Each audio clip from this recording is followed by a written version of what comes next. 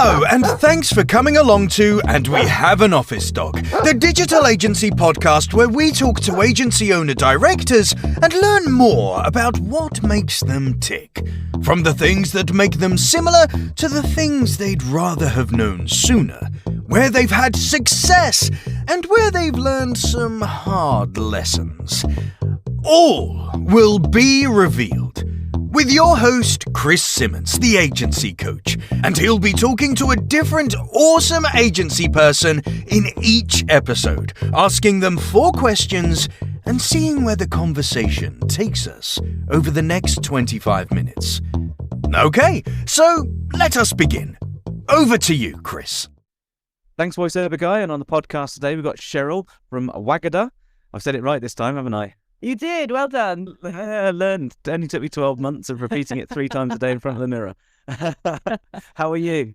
Good, yeah, brilliant. Yes, thanks. Yeah, how are you? Not too bad, not too bad. And I was just saying before we started recording that I've seen you guys and your team all over, mostly LinkedIn over the last year, almost winning awards, being involved in big things. It's really been good to see. So looking forward to hearing a bit more about that. Brilliant. Yeah, no, we've had a good year, actually. Yeah, it's been an exciting year with lots going on. So for those terrible people who skipped season 1 and missed your episode, give us a little plug. Who are you? What does the agency do? Yep. Okay, Bab. So we are a digital marketing agency. I started off the business about 12 years ago. We were purely an SEO agency in those days. But as SEO has changed over the years and become more about brand building, we've grown the business into more of a full service marketing agency. So I think the last time we spoke, we weren't doing very much web development at all. So when we were doing web development, we were bringing in external web developers. But actually, excitingly, at the end of last year, we took on our first in-house web developer. Oh, wow. So that was exciting. So now we've started making websites, really pushing forward with the websites. Previously, we'd only really do them if our clients asked us for them. Whereas now we're proactively selling that as a service and encouraging our clients to really update their web presences. So that's quite exciting. But we've got a bit of a niche in kind of the cyber tech industry. We also have quite a few clients in the kind of food industry and construction. So what was the thing that kind of made you decide to go from hire an external whenever you need it for web to adding it as a in-house, like, proper service?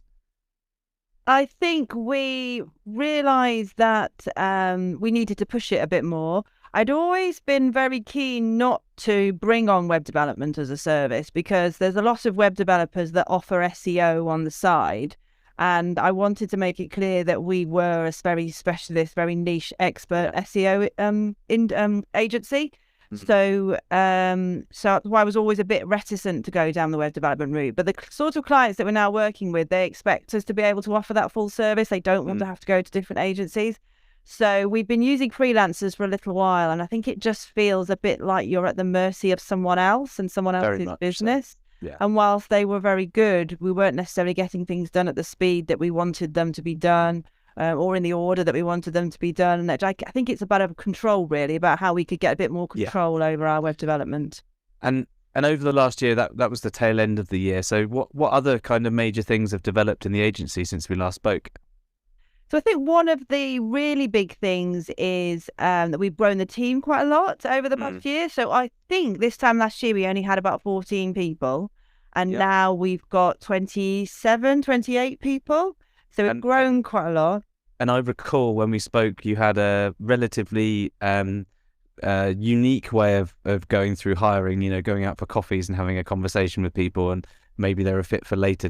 Has that panned out? Has that been working well? It has been working well. I mean, it's still been a tricky year for recruitment, but we've had to be quite creative in how we find people. So, I remember one of the people we recently recruited was the niece of one of the mums I met on the playground at school. So it has literally been just talking to anybody, does anybody know anyone who might be looking for a job? And that's tends to be working quite well. And we've also been building up a database of people that we could come back to later, which I think is probably what we talked about last time.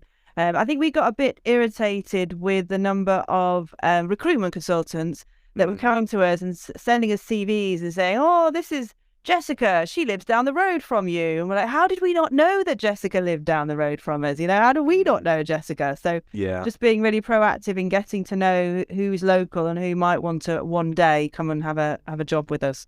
Yeah, I think recruiters, like estate agents, you end up having the vast majority. There's an underpinning of kind of you and I know, everyone who's listening to this knows that feeling. But then there are a few very good ones that really do care and do give a damn, but you got to find them. Yeah. We've got a few good partners in the OMG Centre, but again, it's got to be about the right fit and things like that in terms of timing and things. And it sounds like, in the industry that we're in, if you're a smart person and you're looking for a new role or a new career, it's not impossible to learn quite a lot of the skills that you need. So the person you met in the playground, looking for a job, smart person, keen to learn. That's more or less the key components. You can learn quite a lot of the stuff that you do. So with recruitment being quite hard, I know that speaking to a lot of agencies that I'm working with, that it's been hard for pretty much everyone. Coming out of COVID, you had a lot of people who went freelance whilst they were on furlough and all that sort of stuff. And I'm starting to see that there's a lot of those people coming back into employment and things. Have you noticed it getting any easier, or is it roughly as difficult as it was before? No, it's definitely got easier. I think we got to about November, December, and suddenly there seemed to be a big surge of applicants, really good applicants. So we ended up recruiting a few people that we didn't actually need yet, just because we were so overexcited about the fact that we'd found some people and that had been such. They've come to us. We better hire them. Yeah, so we ended up taking on more than we needed in December, which in a way was quite a nice position to be in because it meant we could start the year with quite ambitious sales targets. Whereas I think this time last year we were slightly short-staffed, so whilst we were still growing and we were still pushing the sales, we were pushing it slightly nervously because we didn't really have spare capacity. Yeah. So this is it. So we have done a really big push on sales this year, which has been quite exciting actually, because we've always been a bit passive with sales. I would say we've been quite lucky in that we get lots of kind of inbound leads, quite organically. But I think when you rely on, referrals and that sort of thing, then you're not necessarily in control of the work that's coming in or the type of clients or the size of clients. You're the third person in this week to say we love referrals. They're, they're good, easier sales because they already know you and things like that. But the reliance on them has become less attractive in the last, 6 months or so. Yeah, absolutely. What do you think in the last year has been like a major kind of change in the wider industry, and what have you guys been doing either to adapt to it or work in a different way? What's happened around there? Well, one interesting thing that has happened, coming back to the recruitment thing, is that our clients, a few of them got to the point where they said we're going to have to slow down the marketing because we haven't got enough staff ourselves to be able to fulfill the work that you're bringing in. So it was people like chains of care homes that we work for and chains of children's nurseries. So we adapted to develop an employer branding service. That probably started a little bit before the beginning of last year, but and we've been pushing that quite a lot, and that's been really helpful way to sort of support our clients to get to where they need to be, but also then not lose the marketing work as well, because we can work on both at the same time.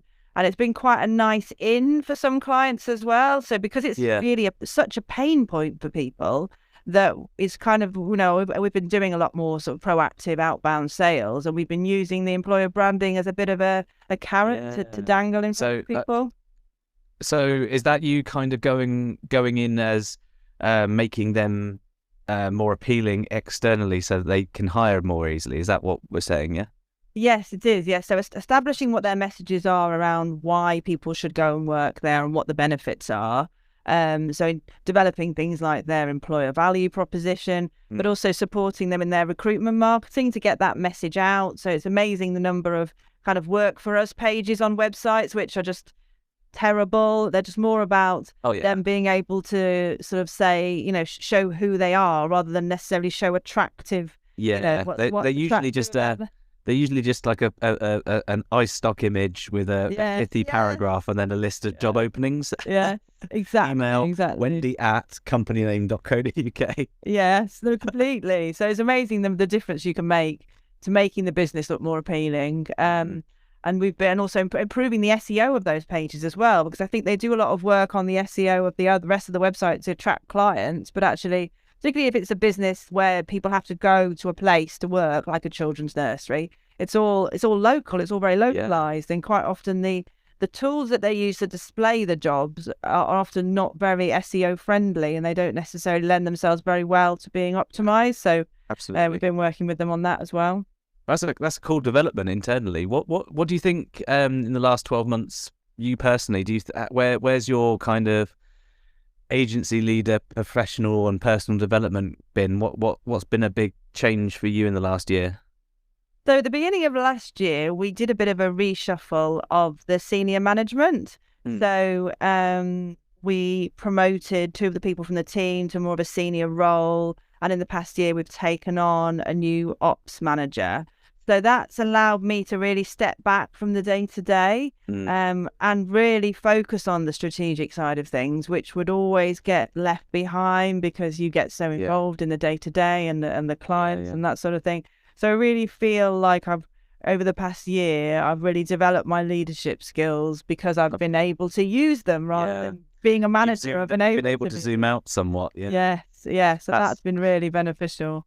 I tell you what, the best hire I ever made in any of my agencies was an ops person, because there's something that they've got that you, as a leader, when you're running an agency with a million plates spinning, they can just take so much off of you that allows you to work on it rather than in it, so to speak.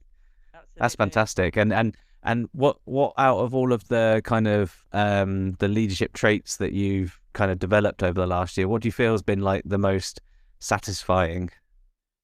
Oh, that's an interesting one. I think one of the things that I feel I definitely got better at over the past year is sort of having those difficult conversations, whereas I might in the past have been a bit nervous going into a meeting, having a difficult conversation. It really feels like it comes quite naturally now, and I'm not panicking about how I say the words. The words just come out quite naturally from my mouth. That is so hard to get to do that. So that, I mean, the really good answer in the development perspective on that is like being able to give feedback and sometimes not the nice version, or at the very least having to have a tough conversation. You don't want to do it so often because you want to be the nice guy. You want to be the friend. And if you've zoomed out a bit, it's a little bit easier to do that. And you know, you can work on those skills. It's pretty cool. So if we zoom, I don't know, another 12 months into the future, next series we're having another conversation about the year. What are you telling your future self right now that your core focus for the agency is in the next 12 months? I think our core focus is very much around sales at the moment. So that's another area that I've been working really hard to develop myself on. Because whilst we have a sales manager and my MD does quite a lot of sales, it's always been a bit of the poor relation. So we've really been working hard to kind of upskill ourselves to become better at the prospecting side of things, and knowing how to choose the sorts of target clients that we want to work with, and knowing how to then go and get them. I think there's a bit of a gap sometimes. You're like, oh, I want to work with them, and then oh, okay, how do I get from here to there without being that annoying person that just rings up and says, work with us? It just doesn't work, does it? So I think that's probably one of my personal development goals for the next year is about becoming a better salesperson, and developing those skills. And also, I think changing a little bit our messaging. We're going to do digging a bit deeper into what we want our messaging to be as an agency and how we differentiate ourselves. And I mean, it's no quick and easy task, any of that. So I'm hopeful. I'm thinking in 12 years' time, you're going to say you've got a massive sales machine, and you've now had the problem of rehiring additionally again in order to fill that extra capacity. It's certainly doable. I know that you guys get to work and you get stuff done. So I think you'll certainly we'll see in a year some positive outcomes from that, I'm sure. Yeah, hopefully, yes. Yeah, no, I think so. I feel like we've already done quite a lot. I think January's been quite a good month. We kind of had this sense at the end of January that we hadn't done very well with sales, and then we actually looked at what we'd actually sold, and we realised we completely smashed our goals. And I think sometimes if you don't record the data properly, your personal opinion is not necessarily right. Yeah, gut feeling doesn't usually change the bank balance. You're absolutely right. Thank you so much for filling us in over the last 12 months and giving us some food for thought for what you're up to for the next 12. Brilliant. Thanks for having me, Chris. Thank you. In the next episode, we'll revisit another agency leader and see where their last year's been. So thanks very much for listening.